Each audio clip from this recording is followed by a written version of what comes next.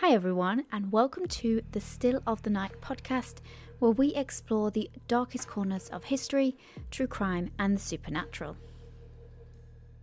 For those of you who don't know me, my name is Gemma, and today we are diving into a chilling tale that takes us to one of the most haunted cities in the world, and a place I really want to visit, New Orleans.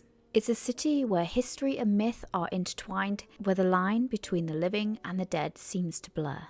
And today we are talking about the infamous Casket Girls, a group of young women sent from France in the 18th century who are rumoured to have brought something more sinister with them than just their belongings.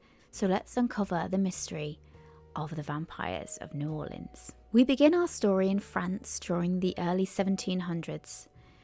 At that time, the French colonial empire was flourishing, and one of their most prized possessions was the city of New Orleans, founded in 1718. It was meant to be a thriving port, a gateway to the New World. But there was a problem. New Orleans was lacking women. The men, many of whom were French settlers or soldiers, traders or fur trappers, needed wives to start families and grow the population. Initially, French authorities tried solving this problem by sending women to the colonies who had been found in prisons or brothels. These women were given a chance at a new life, but it was a disastrous endeavour. Many of the women were unwilling or unprepared for life in the harsh and unfamiliar conditions of New Orleans. The result was social chaos. And so, the priests who had already settled in New Orleans pleaded with the King of France to send more wholesome women. In response, France took a different approach. Instead of selecting women from prisons and disreputable backgrounds, they looked to convents and orphanages, hoping to find more virtuous young women. These were the filles à la cassette, or the Casket Girls. These girls, typically aged between 15 and 25, were chosen carefully with the hope that their youth and virtuous backgrounds would help to stabilise the colony. The name comes from these small wooden rectangular chests that the girls carried with them, containing all of their personal belongings as they arrived to start their new lives in the colonies. But the journey itself was treacherous. The voyage from France to New Orleans was long, gruelling, and often deadly. These young women endured months at sea, cramped in the dark hulls of the ships. Along the way, the ships likely stopped at colonies such as Haiti to resupply, but even then the conditions were perilous. Illnesses like yellow fever, dysentery, and other diseases ravaged the passengers, and many of these Casket Girls would have died before even reaching Louisiana. And by the time the ships finally docked in the city, the girls who had survived would have been in pretty poor condition. Pale, gaunt, weak from sickness maybe, and lack of proper nutrition. They stepped off the ship looking more like spectres than the hopeful young women they'd been when they left France. It's easy to imagine how, in their frail and almost ghostly state, rumours might have started. They appeared almost otherworldly, like vampires emerging from the depths of their coffins. And this is where there are variations to this story. Some saying that the girls themselves were vampires, and others saying that the vampires came with the girls from France. So how did these innocent young women become associated with vampires? Well, legend has it that when the Casket Girls arrived in New Orleans, strange occurrences began to happen. Reports of pale, mysterious figures lurking in the shadows at night. People went missing only to be found later drained of their blood. These incidents created a whirlwind of suspicion and fear, and the new arrivals were quickly blamed. The locals whispered that the Casket Girls didn't just carry their clothes and personal effects, they carried something darker.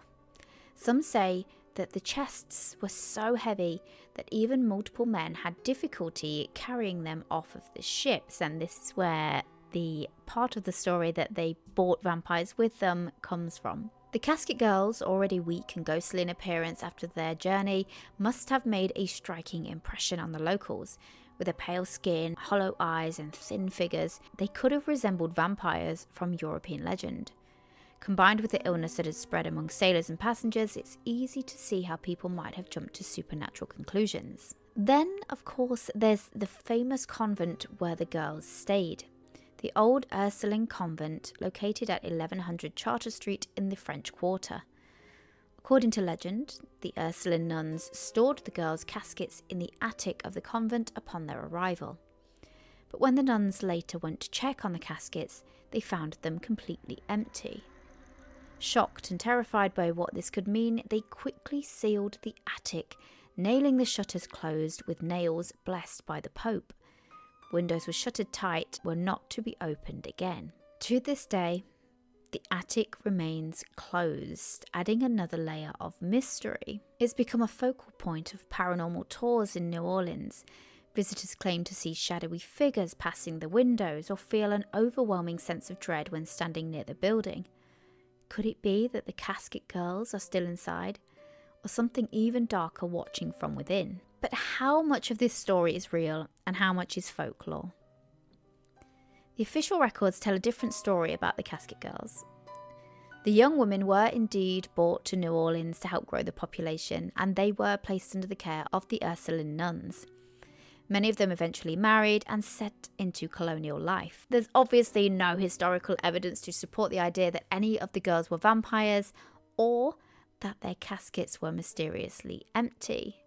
In fact, it's much more likely that the caskets were not caskets as we think of them today. They were not large coffins. They would have been small, very small wooden trunks that the girls would have been able to carry themselves. So why do these legends persist? Well, some say it's because of New Orleans itself, a city steeped in mystery, where the boundaries between reality and myth have always been blurred. The Casket Girls arrived in a time of superstition and fear, and their pale, fragile appearance after such a harrowing journey only added to the suspicion. The fact that the convent's attic remained sealed also fuels speculation, giving the legend a physical anchor in the real world. But the story of the Casket Girls is more than just a vampire tale. It reflects the fears and uncertainties of colonial life, the fear of the unknown, of disease, and of outsiders.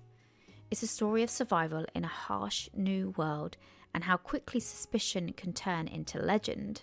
And from my research, there are people born and raised in New Orleans who are able to trace their ancestry back to the original Casket Girls and actually have a sense of pride because these are the original mothers of New Orleans. So, were the Casket Girls vampires? Or were they just victims of circumstance and imagination? As with many legends, the truth lies somewhere in the shadows. Perhaps, like so many New Orleans mysteries, we'll never know for sure.